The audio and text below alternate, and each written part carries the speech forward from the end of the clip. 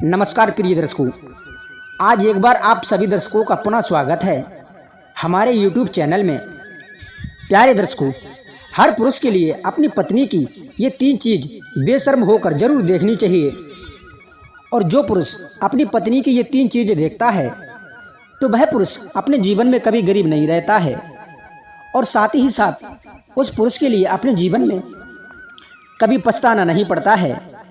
प्यारे श्रोताओं, आज का जो प्रसंग हम लेकर के आए हैं, ये प्रसंग बड़ा ही ज्ञानवर्धक एवं शिक्षाप्रद है और साथ ही साथ प्रेरणादायक भी है। प्यारे श्रोताओं, जो भी पुरुष इस वीडियो के लिए शुरू से लेकर अंत तक सुनेगा वो अपने जीवन में कभी गरीब नहीं रहेगा। और हर पुरुष के लिए अपनी पत्नी की ये 3 चीज़ें अवश्य देख लेना चाहिए। तो प्यारे श्रोताओं, आज का जो प्रसंग है ये बड़ा ही शिक्षाप्रद होने वाला है, इसलिए दर्शकों आज का ये प्रसंग शुरू से लेकर अंत तक अवश्य सुनिएगा। और साथ ही साथ यदि आप हमारे इस चैनल पर नए मेहमान बंधु बनकर के आए हैं तो चैनल को अभी सब्सक्राइब कर लें, बेल आइकन ऑन कर दें और अच्छे कमेंट करके बताएं आपको हमारी कहानियाँ कैसी लगती हैं। प्रिय भक्तों, प्राचीन समय की बात है। एक नगर में एक सेठ रहा करता था। उस सेठ के घर में उसकी एक पत्नी थी और वो सेठ था, वो दोनों ही रहा करते थे। और वह सेठ अपनी पत्नी से बड़ा ही प्रेम करता था। साथ ही सेठ की पत्नी भी सेठ से बहुत ज़्यादा प्रेम करती थी। प्यारे श्रोताओं, उन दोनों पति और पत्नी के प्रेम को देखकर उनके अड़ोस पड़ोस के नगर के सभी लोग भी उनको देख करके जला करते थे।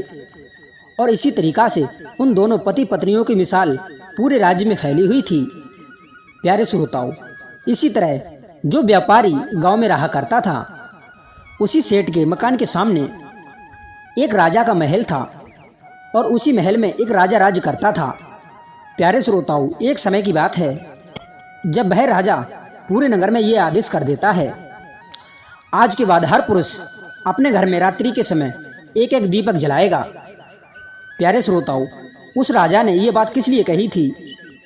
क्योंकि जो दीपक होता है वह एक प्रेम की मिसाल होता है, और जो भी उस दीपक के लिए आधी रात्रि तक जलाएगा तो उसी व्यक्ति का प्रेम सबसे ज़्यादा गहरा माना जाएगा।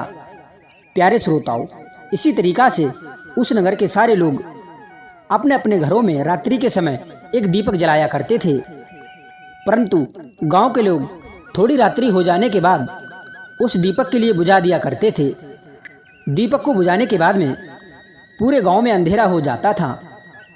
परंतु मित्रों, जो सेठ रहा करता था, वह सेठ और उसकी पत्नी अपने घर में जो दीपक जलाते थे उस दीपक को पूरी रात्रि तक बुझने नहीं देते थे और पूरी रात्रि भर उनका दीपक जलता रहता था।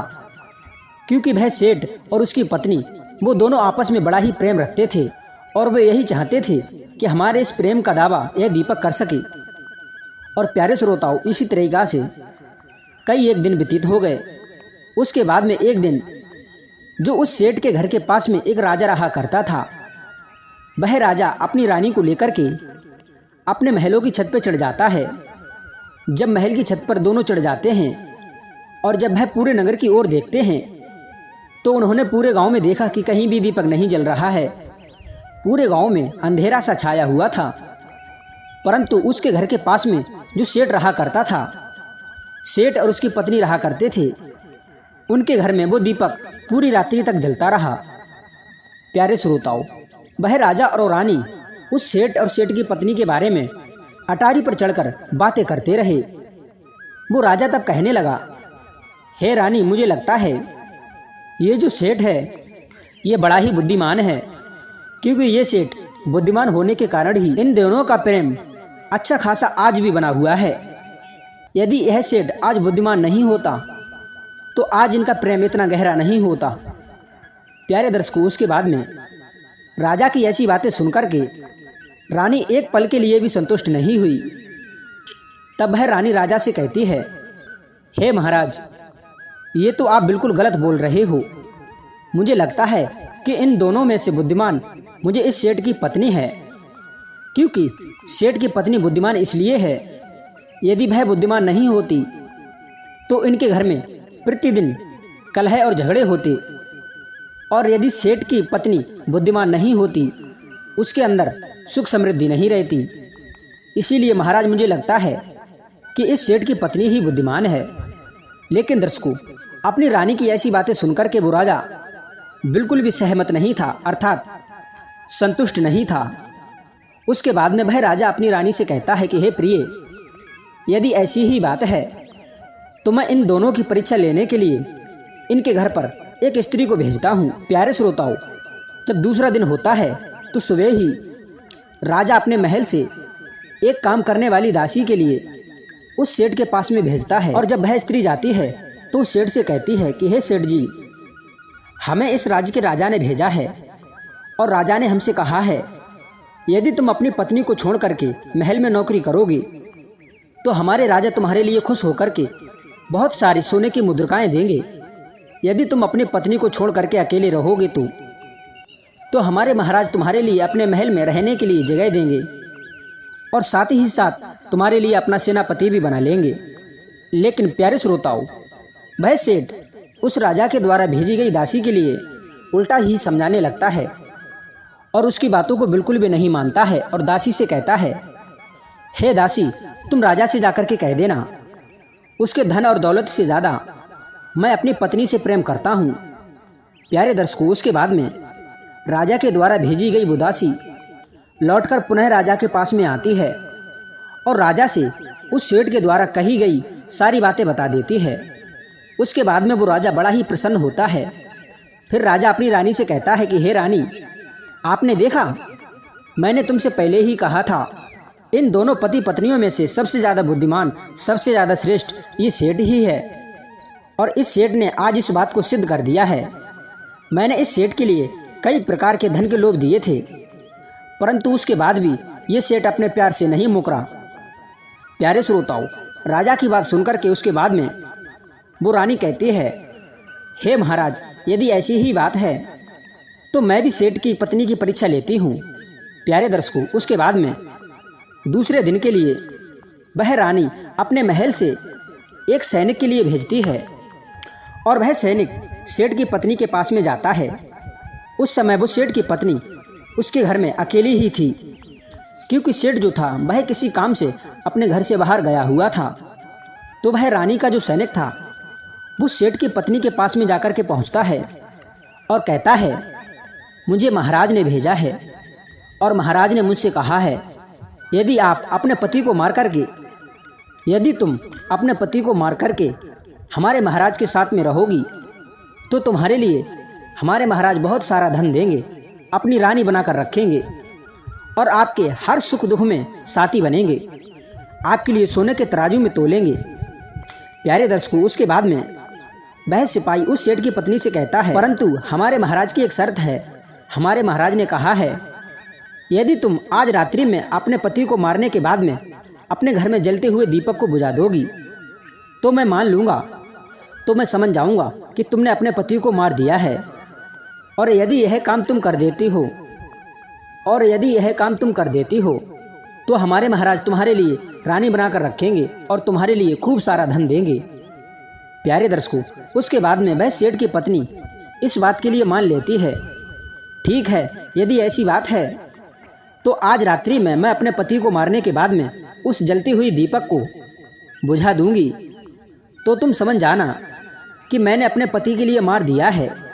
तो प्यारे दर्शकों, उसके बाद में जब रात्रि का समय होने ही वाला था तो राजा अपने सैनिकों से कहता है, सुनो, आज वह सेठ की पत्नी अपने पति को रात में मारने वाली है, मगर मैं इस बात को नहीं चाहता कि मेरी पत्नी और मेरे बीच के वार्तालाप को लेकर किसी की मृत्यु हो जाए, किसी को हानि पहुँचे। इसीलिए तुम एक काम करना, आज रात्रि के समय जैसे ही उनके घर का दीपक बुझे तो तुम झट से उसके घर में घुस जाना और जाकर के उस सेठ के लिए बचा लेना।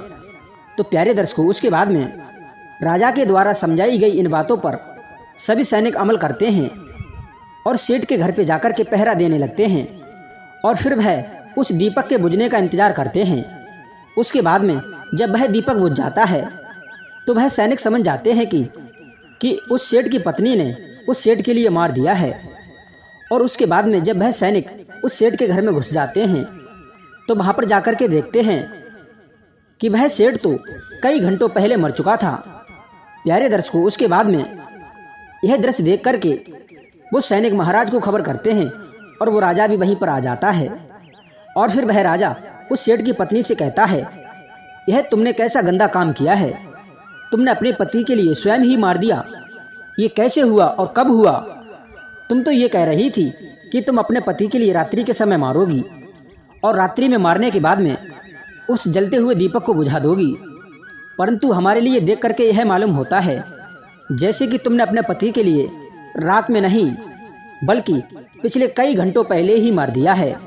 तो प्यारे दर्शकों, उसके बाद में वह सेठ की पत्नी कहती है कि नहीं महाराज, आप बिल्कुल सही कह रहे हो, क्योंकि मैंने अपने पति के लिए दोपहर के समय ही जहर देकर के मार दिया था।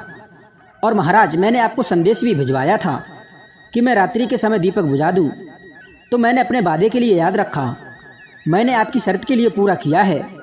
प्यारे दर्शकों, उसके बाद में राजा को बड़ा ही गुस्सा आया और राजा को अपनी गलती पर भी एहसास हुआ। तब वह राजा उस सेठ की पत्नी के लिए जेल में डाल देता है। और फिर उसके बाद में उस राजा के लिए स्त्रियों से बहुत ही ज़्यादा घृणा हो जाती है और घिन आने लगती है। और वह राजा सोचने लगता है 12 त्रिया चरित्र। और फिर राजा दूसरे दिन के लिए अपने नगर में इस बात का ऐलान करता है, इस राज्य की संपूर्ण स्त्रियों के लिए एक एक करके मौत के घाट उतार दिया जाए। प्यारे श्रोताओं, इस महाप्रलय को देख करके उस राज्य में एक बहुत ही बुद्धिमान महापुरुष रहा करते थे। और वह संत उस राजा के पास में आकर के राजा से कहता है, हे राजन, हे महाराज, आप ऐसा अनर्थ क्यों करने के लिए जा रहे हो?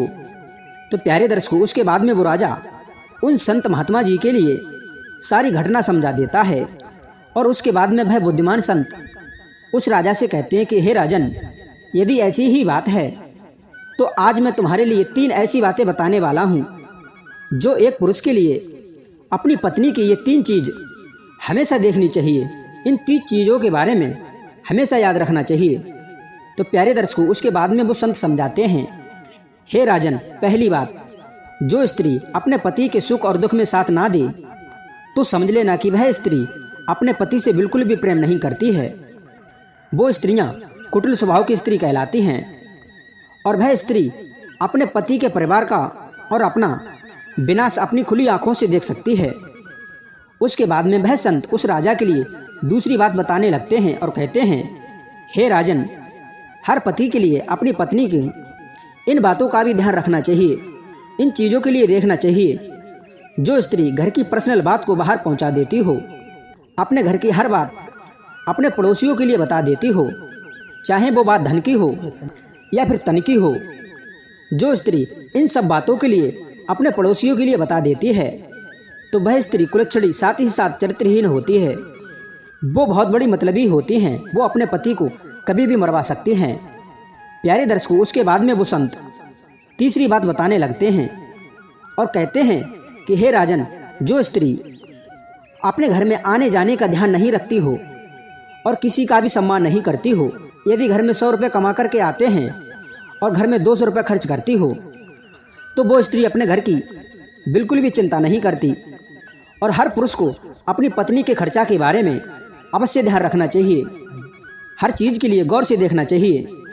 जैसे ही वो संत उस राजा के लिए यह 3 बातें बताते हैं और कहते हैं कि हे राजन, हर पुरुष के लिए अपनी पत्नी की इन 3 चीज़ों के बारे में अवश्य देखना चाहिए। और जो पुरुष इन 3 चीज़ों के बारे में देखता है तो वह पुरुष अपने जीवन में कभी पछताता नहीं है और वह कभी भी गरीब नहीं रहता है। तो प्यारे दर्शकों, आज की कहानी यहीं तक। आशा करते हैं कि इस कहानी से आपने बहुत कुछ सीखा होगा। यदि इस कहानी से आपको थोड़ी सी भी शिक्षा मिली है तो कमेंट बॉक्स के माध्यम से हमारे लिए अवश्य बताएं। मिलते हैं नेक्स्ट वीडियो में, तब तक के लिए राधे राधे।